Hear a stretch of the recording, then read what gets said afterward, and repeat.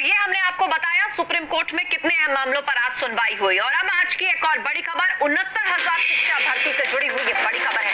High court से राज्य सरकार को राहत मिल गई है। भर्ती पर स्टे का फैसला डबल बेंच ने रोक दिया है। सुप्रीम कोर्ट के निर्देशानुसार अब भर्ती कर सकते हैं, ये हाई कोर्ट ने अब कहा है। इस वक्त की बड़ी खबर, सरकार जैसा चाह रही थी राहत उसे मिल गई है।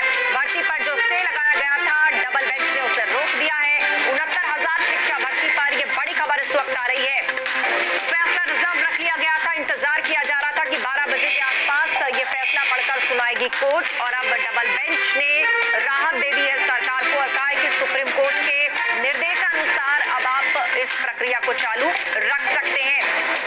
राज्य सरकार को राहत मिली है, भर्ती पर लगा स्टे डबल बेंच ने रोक दिया है। इससे पहले इलाहाबाद हाईकोर्ट की लखनऊ बेंच ने भर्तियों पर स्टे लगा दिया था। सीधा रुख करते हैं, शैलेश रंजन लखनऊ से हमारे साथ जुड़ गए हैं।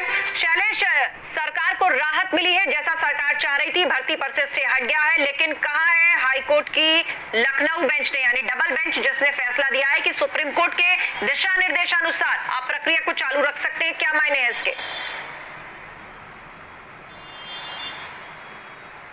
आशा, देखिए अभी कोर्ट का ऑर्डर अपलोड हो रहा है, लेकिन फिलहाल जो इस पूरे मामले से जुड़े हुए वकील हैं, अभी इसमें जो वकील इससे जुड़े हुए हैं भदौरिया जी, और इसके अलावा हरगोविंद सिंह परिहार जो अवध बार काउंसिल के अध्यक्ष भी हैं और अभ्यर्थी पक्ष के वकील भी हैं वो, इसके अलावा अमित सिंह भदौरिया जो हैं, उनसे हमारी बात हुई जो अभ्यर्थियों के साथ के वकील हैं। उन्होंने बताया कि कोर्ट ने जो अपना फैसला पढ़ा है उसमें ये कहा है कि डबल बेंच ने कि जो सिंगल बेंच का आदेश था 3 जून वाला, उसको फिलहाल स्थगित कर दिया गया, स्टे कर दिया गया। और ये कहा है कोर्ट ने कि राज्य सरकार जो है वो सुप्रीम कोर्ट के 21 मई और 9 जून का जो फैसला है उसके 9 मई और 21 मई और 9 जून का जो फैसला है उसके आधार पर अपनी भर्ती प्रक्रिया को आगे बढ़ा सकती है।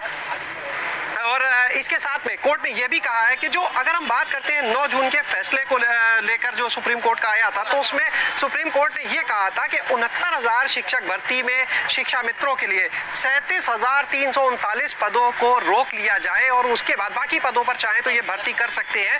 तो इसी के आधार पर अब आगे भर्ती करने के लिए फिलहाल कहा है। तो निश्चित रूप से राज्य सरकार के लिए ये राहत जरूर है, निश्चित रूप से एक बड़ी राहत है राज्य सरकार के लिए भी, और जो अभ्यर्थी मेरिट में शामिल थे उनके लिए भी एक बड़ी राहत ये कही जा सकती है। आस्था जी हाँ, बिल्कुल, जो अभ्यर्थी मेरिट में शामिल थे उनके लिए भी राहत की बात कही जा सकती है। लेकिन सुप्रीम कोर्ट के जिन दिशा निर्देशों की बात हो रही है, कुछ दिन पहले शिक्षा मंत्री ने कहा था कि चूंकि हमारा पक्ष जो है अभी कोर्ट ने नहीं सुना है, तो हम कोर्ट में पक्ष रखेंगे। जहां पर सुप्रीम कोर्ट ने 34,000 सीटों को अलग हटाकर भर्ती करने की बात कही थी, तो उसमें यूपी सरकार का कहना है कि हम भी जाएंगे कोर्ट में, अपना पक्ष रखेंगे। तो अब आगे की प्रक्रिया क्या रहने वाली होगी, इसकी कब तक क्लैरिटी इस पर मिल पाएगी?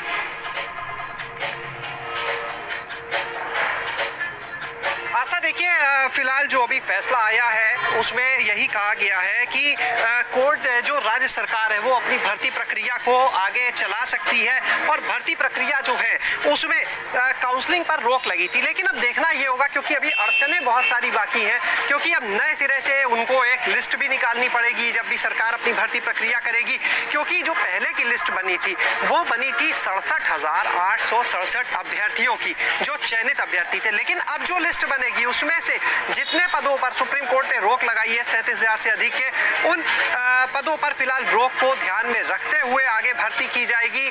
तो देखना होगा कि कब नई लिस्ट आती है। बहरहाल जो सरकार के प्रतिनिधि हैं वो भी इंतजार कर रहे हैं कोर्ट के ऑर्डर का, कि ऑर्डर अपलोड हो जाए तो उसके आधार पर, कोर्ट का ऑर्डर आने के बाद उसके आधार पर वो अपनी प्रक्रिया को बढ़ाएंगे कि किस तरह के कोर्ट के इंस्ट्रक्शंस हैं इन चीजों को देखते हुए।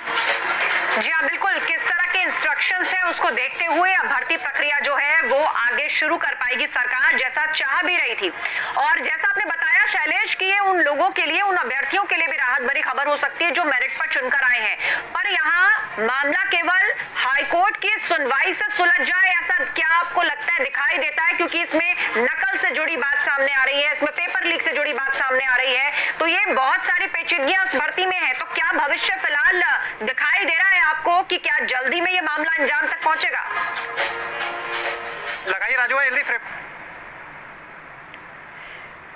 तो शैलेश से हम जो है यहाँ पर फिलहाल अभ्यर्थियों के लिए, जो अभ्यर्थी जी आशा, देखिए जो अभ्यर्थी मेरिट लिस्ट में शामिल थे उनको एक बड़ी राहत जरूर मिली है, लेकिन सबसे ज्यादा राहत उन अभ्यर्थियों को है जो उन पदों में यानी उस मेरिट में आएंगे जितने पदों पर भर्ती के लिए अभी अनुमति दी गई है। जहां तक बात की जाए, जो पद सुप्रीम कोर्ट ने फिलहाल रोकने के लिए कहा है, जाहिर है कि उन पदों पर जिन अभ्यर्थियों का नाम होगा यानी उतने पदों के लिए जिनका सिलेक्शन होगा उनके लिए एक तो ये राहत नहीं होगी।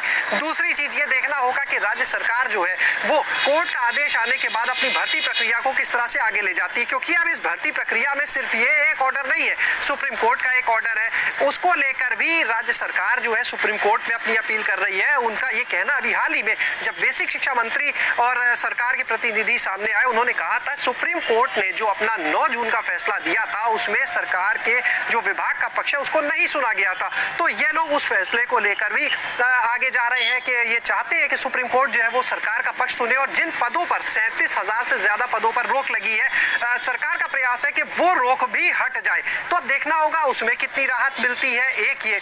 दूसरी चीज, अगर ये सारी चीजें हट भी जाती है तो भर्ती प्रक्रिया जो है उसको लेकर अब जांच चल रही है कि किस तरह से इस पूरी भर्ती प्रक्रिया में गड़बड़ियां हुई है, वो भी सामने आई है, किसी से छुपी नहीं है, चाहे वो नकल माफिया हो, नकल सिंडिकेट हो, पेपर लीक का मामला हो, तो ये चीजें भी है। तो अब अड़चने देखिए, कोर्ट की तरफ से एक अड़चन दूर हुई है, राज्य सरकार को राहत मिली है, लेकिन अभी तमाम अड़चने बाकी है।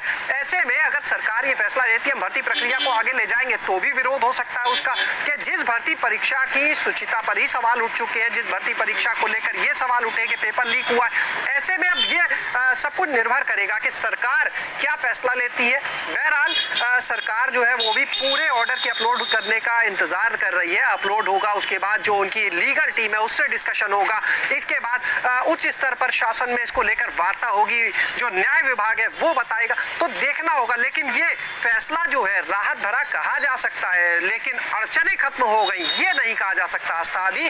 और अभ्यर्थियों के लिए जो संघर्ष का भी समय, हम लोग लगातार कह रहे हैं कि सिस्टम की वजह से जो अभ्यर्थी संघर्ष कर रहा है वो संघर्ष का समय अभी आप कह सकते हैं कि खत्म नहीं हुआ है यहीं पर। जी हाँ, संघर्ष अभी खत्म नहीं हुआ है। अभ्यर्थियों की जो मुश्किलें हैं उन पर क्लैरिटी मिलना, उसमें भी अभी समय लगेगा, ऐसे साफ तौर पर शैलेश देखा जा सकता है। क्योंकि एक तरफ ये भर्ती परीक्षा हुई, इसका जो टॉपर है वो भी जेल में है, एसटीएफ पूरे मामले की इंक्वायरी कर रही है कि नकल या पेपर लीक आउट से जुड़े हुए खुलासे इस मामले में हो रहे हैं। तो ऐसे में अब आगे जो भर्ती प्रक्रिया रहने वाली है वो किस आधार पर रहेगी, कौन मेरिट पर आया है, कौन चीटिंग से पास हुआ है, उसकी भी इन्वेस्टिगेशन जब तक चलेगी, क्या तब तक अभ्यर्थियों को और इंतजार करना होगा? फिलहाल आस्था जो हालात अभी दिख रहे हैं, जिस तरह से अभी राज्य सरकार कह रही है कि हम सुप्रीम कोर्ट में बात कर रहे हैं, सुप्रीम कोर्ट में अपना पक्ष रखने के लिए लगी हुई है राज्य सरकार के, किस तरह से जो जिन पदों को रोका गया उन पर भी छूट मिल जाए, तो अभी उसका फैसला होना बाकी है। इसके अलावा जैसा हमने अभी पहले भी जिक्र किया कि इस भर्ती परीक्षा में जिस तरह से धांधली सामने आई, रैकेट सामने आया, उसको लेकर तो अभी तो ये भी तय नहीं है कि कितने लोग इस भर्ती परीक्षा में इस नकल माफिया के बल पर पास हुए। तो जब तक ये चीजें क्लियर नहीं हो जाती है, कैसे तय होगा किसको मेरिट में रखना और किसको नहीं? क्योंकि अभी तो जो टॉपर की बात है, उदाहरण हम टॉपर का ही ले लेते हैं कि टॉपर गिरफ्तार हो चुके हैं, कई टॉपर पर एसटीएफ की निगाह लगातार बनी हुई है, और ये वो लोग हैं जिन पदों पर भर्ती होनी है, जिनका नाम मेरिट लिस्ट में शामिल था। तो जाहिर सी बात है कि जब इन लोगों की अभी भर्ती में नाम है जो गड़बड़ करने वाले, तो आप किस तरह से लिस्ट को संशोधित करेंगे ये भी देखना होगा, और अभी संशोधित करेंगे या जांच पूरी होने का इंतजार करेंगे, इस पर निगाह रखनी होगी। क्योंकि अगर जांच पूरी हुए बिना मान लीजिए अपनी भर्ती प्रक्रिया को शुरू करते हैं और उसके बाद जांच में ऐसे नाम आते हैं जिन्होंने गलती से नौकरी हासिल की हो या फर्जीवाड़ा किया हो, तब क्या होगा? तो चीजें और कॉम्प्लिकेटेड होती चली जाएंगी। तो अभी कोर्ट में यहाँ से राहत मिली है, लेकिन अभी कई चीजों पर फाइनल जो फैसले हैं वो आना बाकी है। इसके अलावा जो जांच चल रही है एसटीएफ की, उसकी रिपोर्ट का भी इंतजार है। जांच खत्म होना इतना आसान भी नहीं है, अभी तो कड़ियां जुड़ती जा रही है कि किस तरह से पूरा एक नेक्सस, पूरा एक रैकेट प्रदेश